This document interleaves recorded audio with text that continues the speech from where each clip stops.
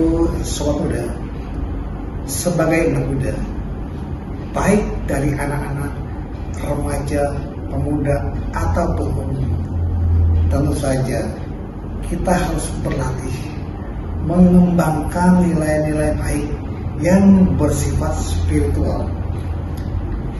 Lantas jangan kita berpikir, wah spiritual kalau itu hal-hal yang mengerikan, bukan ya. Tetapi spiritual yang berarti punya nilai keimanan. Ya, seperti ketika kita datang ke wihara, kita tunjukkan sikap bakti kita dengan menghormat, beranjali kepada orang yang hadir di sana, lalu naik ke dalam ruang dharmasala, memanjatkan doa-doa, baik parita ataupun mantra yang kita sampaikan ke para Buddha ataupun Bodhisattva yang ada di altar sastra. Bapak Ibu Sobat Muda, adalah sebuah kekhasan bagi kita umat Buddha memiliki 5 latihan kemoralan. Kenapa kekhasan? Disinilah padanan 5 sila yang patut kita jalankan dalam kehidupan sehari-hari, bukan untuk dihafal ya. Misalnya menghindari membunuh, menghindari mencuri, menghindari perbuatan asusila, menghindari ucapan tak benar, dan menghindari minum-minuman yang dapat menyebabkan lemahnya kesadaran. Mungkin bagi sebagian orang berkata, sok suci menjalankan itu. Bukan masalah sok suci, tetapi panggilan moral kita yang hidup sebagai manusia. Hari ini, kali ini, saat ini kita bisa terlahir sebagai manusia karena kekuatan sila.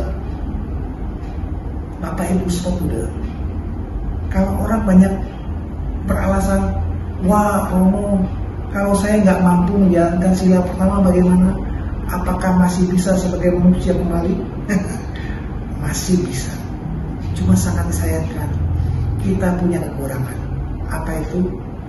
Bisa saja umur kita pendek atau cacat secara jasmani. Oleh karenanya, cobalah kita sempurnakan.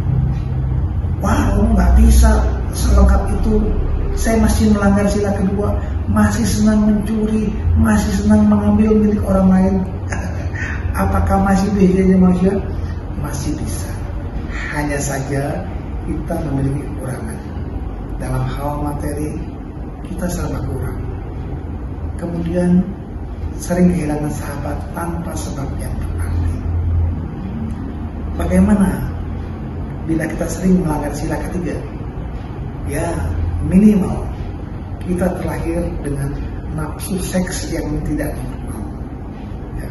Maka itu Bapak Ibu Sobat Muda, cobalah kondisikan sila-sila yang baik.